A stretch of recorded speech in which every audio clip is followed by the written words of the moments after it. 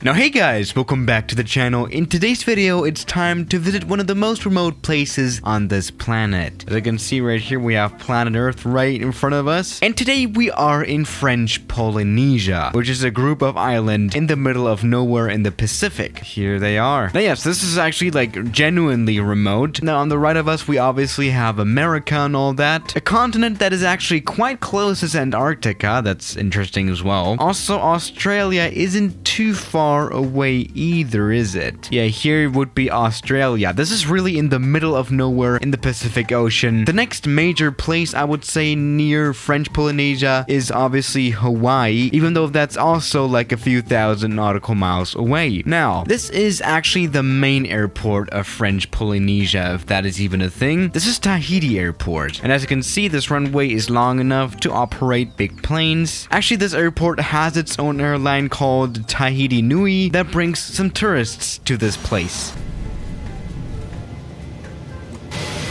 As you can see right here, this is an A340. Now, this takeoff was obviously successful. This is like a 4,000 meter runway, so no problem at all. Now, as a tourist, if you come here, you'll most probably not stay on this island. You will actually visit some other islands that are here too. And as you can see, there are some smaller planes on the ramp as well. And these serve the small islands here in French Polynesia. Let's fly to these places. Let me just do one smart decision beforehand. Let's use a smaller plane than the 737, right? By the way, these mountains in the background look very, very nice. Now, time for a plane that flies here, obviously. That's gonna be the Twin Otter, which is commonly used for island hopping like this. Yes, we have already talked about this plane a lot on the channel. Alrighty, welcome aboard the Twin Otter plane. Let's actually already take a closer look at our first island here, and that is called Tahiti Airport. Interesting name. This is one of the many islands that you can find here, and as you can see right in front of us, this looks extremely beautiful, but you know, this is not a very big land area, so there's definitely the question,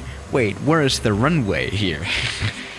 Alright. Now, one question I do have about this plane is, how did they get this here to the most remote place on Earth, pretty much? They probably did have to transport this plane by ship, because obviously it doesn't have a long enough range to fly across the Pacific Ocean, right? I mean, yeah, it only makes sense. Now, our destination is ahead, and we can already have a little bit of a glance at our arrival runway. And, yeah, it's not very spectacular, is it? This is a very short runway as well, which is perfect for the Twin Otter. You know, this plane, it's a stall plane, meaning that it doesn't need a runway, like, at all. So this is perfect. Yeah, the water's magnificent, though. Very nice. Now, at least this runway here in front of us is actually paved. This is a concrete runway, so chances are looking good, I guess. I hope. Let's get this Twin Otter plane landed. There we go, that was quite a nice landing. And a very, very quick stop as well. Jesus Christ, this was probably one of the quickest stops I have done in a while. Yeah, this plane, it actually does need less of a runway than something like the Cessna, thanks to its very powerful turboprop reverse thrust. There we go, very nice. We are on the island of Tiroa. Now, actually, in real life here, there is some kind of hotel resort on the island. It's not that spectacular. It's actually a very, very relaxing place, I'm not gonna lie. So that is pretty cool. No, genuinely, this looks very, very beautiful. Now, of course, we are on the Swiss 001 channel, so we're gonna try some plane that's definitely too big for a small runway like this. Let's go back to the 737 that we have tried earlier on. Here we go, let's go for Alaska Airlines. Now, this plane could maybe fly to this island from Hawaii or something. So this can be a very interesting test. You know, obviously, you can save a lot of money and time by just flying to the destination directly instead of having to fly to another airport because it has a longer runway. Let's see if the 737 can land here as well. You know, you don't always have to use a Twin Otter, do you? Now, how good are our chances? I don't know. This is a 600 meter runway, which is like half as long as the plane. I mean, you know, the 737, it does have pretty good stopping characteristics. Let's just hope for the best. Alright, that was not a very good landing. Let's get this plane stopped, hopefully, somehow. There we go. That was nice enough. So yes, we have landed a 737 here. Very nice. And yes, all these islands here, they are known for having very, very white beach sand, which is very beautiful. Oh, we actually do have another plane parked on the ramp. This is actually a Cub plane, which is a plane that can fly everywhere as well, just like the Twin Otter or the 737 as it turns out. Let's move on to a bigger plane. Of course, 747-8. Now, in the past on the channel, we have actually discovered the very, very, very good stopping capabilities of the 747 as well. And if that plane is able to stop here, that would be amazing, because then you could actually fly to this place from mainland USA or, I don't know, Asia or something. Now, on a scale of 1 to 10, how good of an idea is this, you may ask? It's probably, a 5 or something. I mean, you know, it's worth a try. We're in the simulator anyway, and we have nothing to lose. This is not real planes, right? Now, get rid of some speed, but we're actually looking good. Yeah, actually, in the past, I have done a full video on how long of a runway a 747 needs for a landing. I think the results were like 600 meters, which is perfectly here within the limits, so, you know, might be worth giving a try.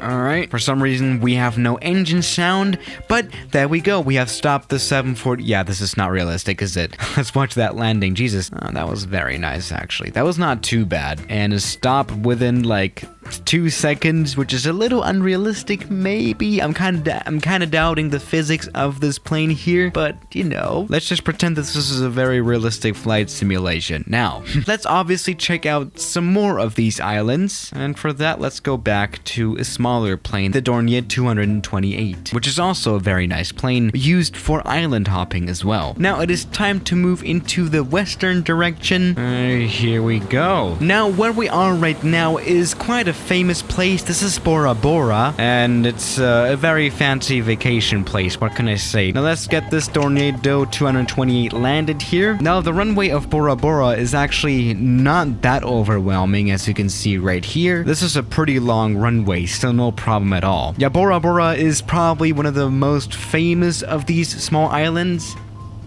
There we go, that was a nice landing. And of course, this is a very quick stop as well. This has also a lot of tourists here, so obviously having an airport of at least a decent size is needed, which this island has. I mean, is this an island? I don't know. I mean, you know, it's a lot of islands together, but whatever. Now, this landing was obviously successful. I think you can land pretty much every plane here. Let's see if you can fly directly to Bora Bora in something like a 777. Now, compared to the 747, this has more, well, realistic stopping capabilities. Maybe this can work out. Now, especially Americans like to go to Bora Bora, right? Alrighty. The airport of Bora Bora is down here, right in front of us. Let's see if we can make a safe landing here in the middle of the ocean. Yeah, we got a lot of GPWS warnings. The plane doesn't like us flying here, which I can kind of understand, I guess. There we go, that was a landing. Let's get this plane stopped as well. The thing is, this runway is extremely narrow, which doesn't make landing easy, like honestly. You can very easily just genuinely not hit the runway on landing, which is not good, but this was a successful landing as well. So no problem about that either. But of course, we have some more islands to check out here in the region. Oh wow. Here's an island that literally only has an airport on it, and that's it pretty much. This is called Motu Now. Interesting name. Let's fly there. Let's of course do this carefully with another Dornier 228. Alright, this is another 800 meter long runway. At least this one is paved as well, so that's good. Yeah, I do like that the French Polynesian people do build their runways with actual concrete or asphalt and not just have like dirt runways, which is good. Alright, welcome aboard the Dornier 228 again. Let's put the gear out, which always looks very nice actually. And down here is our runway, and you know, this airport is really dedicated to its own island. It's interesting actually. No, but this is very beautiful as well. You know, there's a lot of mountainous islands as well here. This is another place that is definitely on my travel list. Or is it? Let's see if we can land here. Now, 800 meters of asphalt runways, that is really not too bad. It could definitely be worse.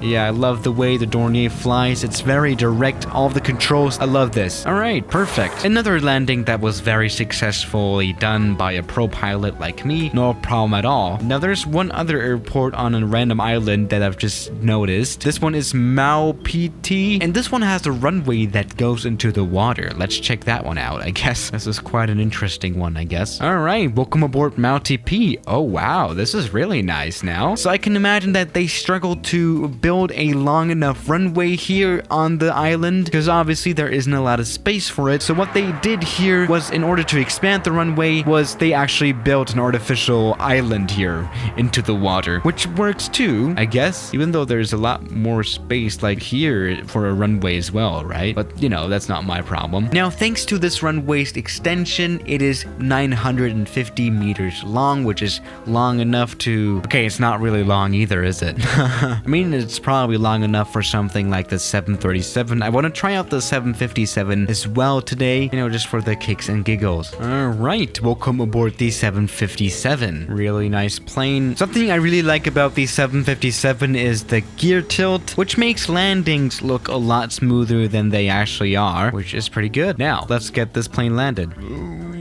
Well, alright. Time for the landing. Oh, Jesus Christ. Stop, please. Oh. Alright, you know what? That actually worked perfectly fine. We still have some runway left. Again, this runway is also pretty narrow. I don't like that. Now, let's check out that landing. It was actually kind of perfect, not gonna lie. Even though, of course, the center line sucked, which can actually be a problem here again. You know, this runway is very narrow. But all I was focusing on here on the landing was pretty much touching down as soon as possible on the runway, which I did, and that led to a successful landing, I guess. Now, yes, you could do direct flights to some of these small islands in the 747, for example, or the 757, I guess. This is very nice. Again, these are some very nice islands. This is probably a very, very nice place to visit. Also, flying here is not too dangerous. You know, at least there are no, like, mountains here that get in the way of our flight, so that is really good. So, yeah, guys, thank you for watching today's video, and I'll see you tomorrow.